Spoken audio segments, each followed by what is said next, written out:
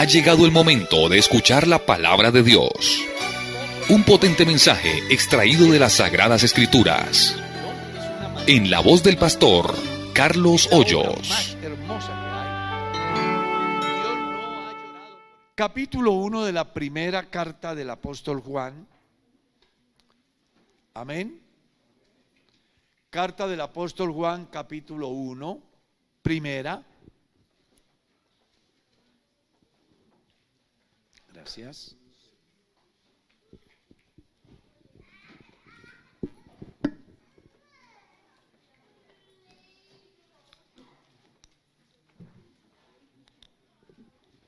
¿Ya encontraron? Vamos a leer del verso 8 al verso 10. ¿Cómo dice? Si decimos que no tenemos pecado, nos engañamos a nosotros mismos y la verdad no está en nosotros.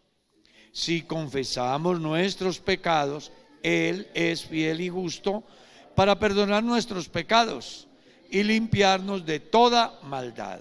Si decimos que no hemos pecado, le hacemos a Él mentiroso y su palabra no está en nosotros. Qué bonito, ¿no? Vamos entonces a decirle a Dios que nos bendiga en la enseñanza de su palabra, que por cierto la vamos a llamar ¿a quién debo confesar mis pecados? Padre, ¿a quién debo confesar mis pecados? Escuchemos lo que dice la religión católica: al sacerdote. El sacerdote católico se declara con derecho a escuchar los pecados del pueblo y él absuelve a sus feligreses. ¿Ya? Escuchemos el pensamiento de algunos pentecostales. Si tú pecas, tienes que decirle al pastor o decirle a la iglesia. Y argumentan diciendo que el que encubre sus pecados no prosperará, pero el que los confiesa y se aparta alcanza misericordia. Pero, ¿qué dice la Biblia? La Biblia dice, en el pasaje que leímos, si confesamos nuestros pecados, ¿a quién? ¿A quién? ¿Al sacerdote? ¿Al pastor? ¿A la iglesia? ¿A él? ¿Lo escuchó? A él. ¿Sabe qué dice la carta a los Hebreos capítulo 10, el verso 11? Ciertamente, todo sacerdote está día tras día administrando y ofreciendo muchas veces los mismos sacrificios que nunca pueden quitar los pecados. Verso 12. Pero Él, Cristo, habiendo ofrecido un solo sacrificio, una sola vez por todos, se ha sentado a la diestra de Dios en las alturas. Mire a ver si alaba al que tiene el control. Aleluya. Al que puede perdonar nuestros pecados. Estaba leyendo el Salmo 32 y me llamó mucho la atención la oración del salmista. Ojalá que usted pueda inclusive leerla ahí en su Biblia. Verso 3. Mientras callé se envejecieron mis huesos en mi gemir todo el día, porque de día y de noche se agravó sobre mí su mano. Se volvió mi verdor en sequedades de verano. Mi pecado te declaré y no encubrí mi iniquidad. Dije, confesaré mis transgresiones al sacerdote, al pastor, a la comunidad, sí, a Jehová. Reconoced que Jehová es Dios. Uno que lo alabe, por favor. Entonces dije, confesaré mis pecados ¿a quién? A Jehová. ¿Y qué hizo él? Y tú perdonaste la maldad de mi pecado. Uno de los problemas que tienen los seres humanos es que cuando se les presentan las dificultades que llamamos pecado, tratan de encontrar soluciones donde no las hay. El propósito de esta reflexión es que usted de una vez por todas se vaya convencido de aquí que el único que puede perdonar sus pecados es Dios. Cuando uno lee el capítulo 2 del Evangelio de Marcos, encuentra que cuando le han traído el paralítico al Señor Jesús, lo primero que él dice es: hijo, tus pecados te son perdonados. Y entonces hubo una reacción inmediata de los que estaban allí, de los santurrones de su tiempo. Este está diciendo blasfemias, porque nosotros sabemos que el único que puede perdonar pecados es Dios. Los mismos fariseos la tenían clara: quien perdona los pecados es Dios. Cuando usted va al Salmo 51, encuentra la oración de un cristiano que peca. Se llama David. Él ha pecado contra Dios. En el momento que él peca, viene el mensaje de Dios a través del vidente para hacerle consciente acerca del problema tan serio que él tiene. Pues ha pecado contra Dios. Y una vez que entiende el mensaje, va y se postra y acude al que le puede perdonar sus pecados. Por eso él dice: Señor, ten piedad de mí, conforme a la multitud de tus piedades. Borra mis rebeliones, lávame más y más de mi maldad, y límpiame de mi pecado, porque yo reconozco mi pecado, pues contra ti solo he pecado y he hecho lo malo delante de tus ojos. Como para que usted se saque de la cabeza el pensamiento de la tradición que hace que los seres humanos de una manera equivocada busquen agua donde no la hay, busquen pan donde no lo hay, busquen soluciones donde no lo hay. Es mejor venir a Jesús, Él tiene la solución.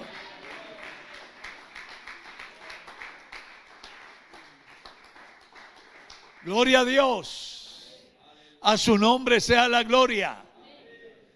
Entonces recuerde, usted necesita un encuentro personal con Dios, mi estimado amigo que está aquí, y mi estimado hermano que ha pecado. Porque puede ser que a alguien se le ocurra pensar que los cristianos no pecan. Pero pues Juan me dice a mí que él también pecaba. Juan dice: si decimos, se incluye él, que no hemos pecado, le hacemos a él mentiroso y la verdad no está en nosotros.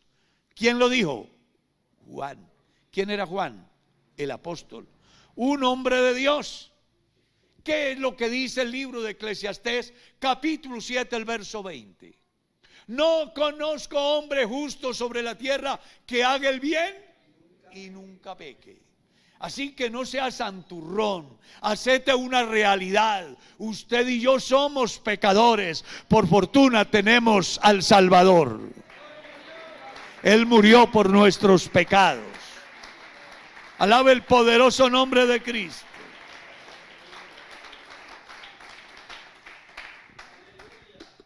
Por eso los cristianos, a pesar de que vivimos en santidad y debemos de ser santos, no podemos acercarnos a Dios como si nunca hubiésemos pecado. En mi caso personal, si 3 veces al día voy a hablar con Dios, 3 veces al día le pido perdón.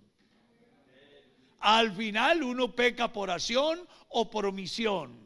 Y a veces peca inclusive sin darse cuenta. El escritor consagrado decía que le librara de aquellos inclusive que le eran ocultos.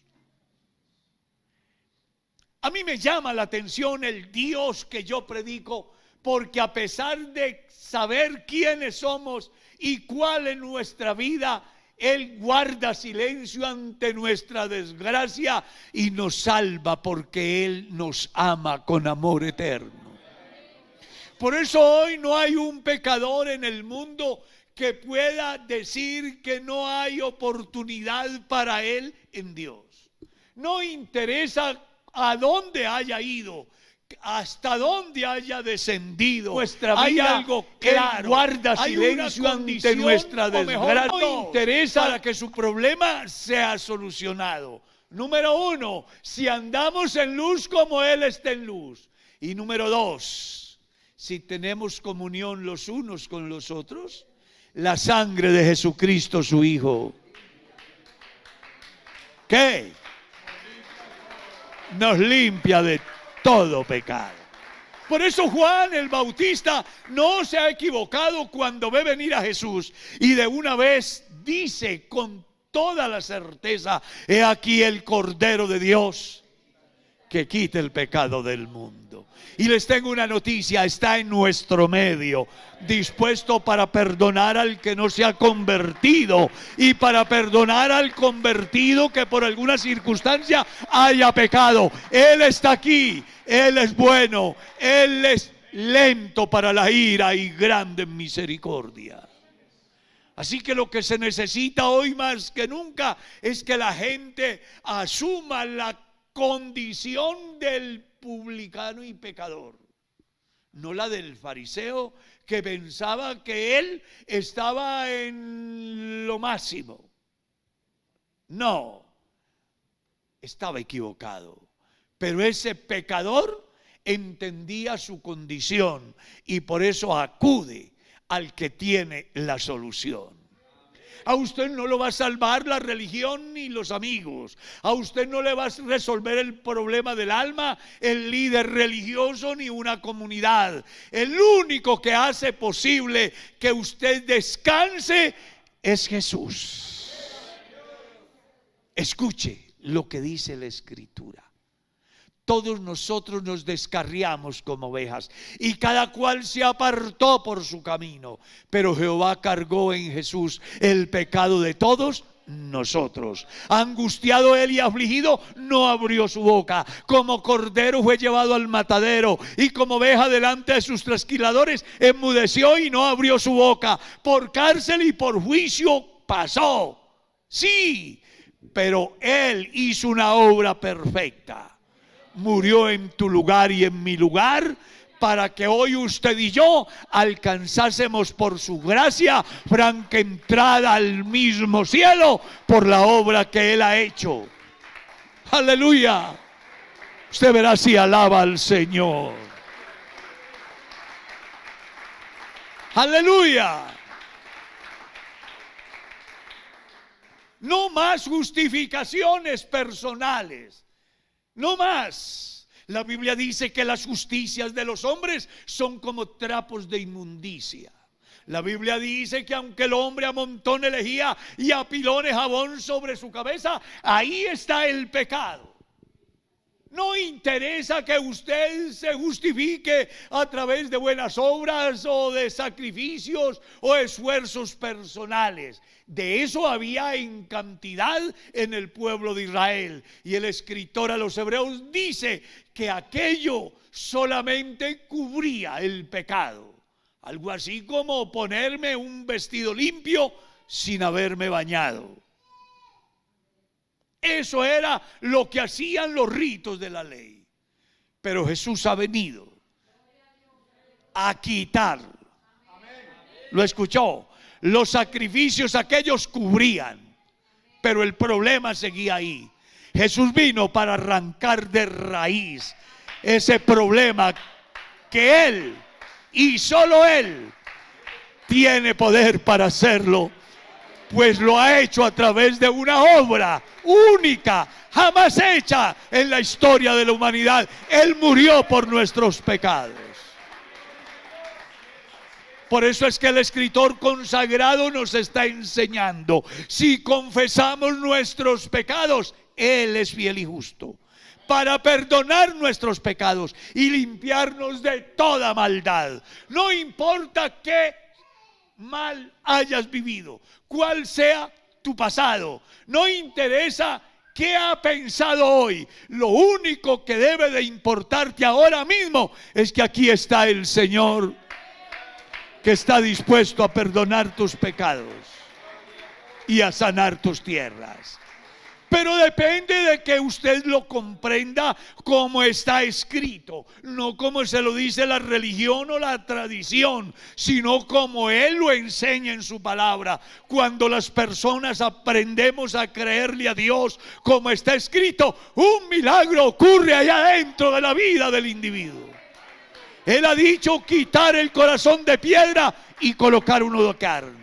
Él ha dicho quitar ese espíritu que nos impulsa a diario al mal y colocar su Santo Espíritu para que clamemos: Abba, Padre. Usted debe de saber que el Dios que tenemos aquí es único, es inigualable, es incomparable. Él conoce su condición y mi condición. Se acuerda de que somos polvo. Y Él, cual reciclador, mete la mano en el basurero para levantar del polvo al pobre y al menesteroso alzarlo del muladar para hacerlo sentar con los príncipes. Y no con cualquiera, con los príncipes del pueblo de Dios. Somos bendecidos hoy. Alaben al que ha hecho posible esta salvación tan grande. Salvación que no se compra. Salvación que no se gana, salvación que no se alcanza por trueques. La salvación es un milagro y solo Él lo hizo para que usted y yo hoy podamos ser salvos.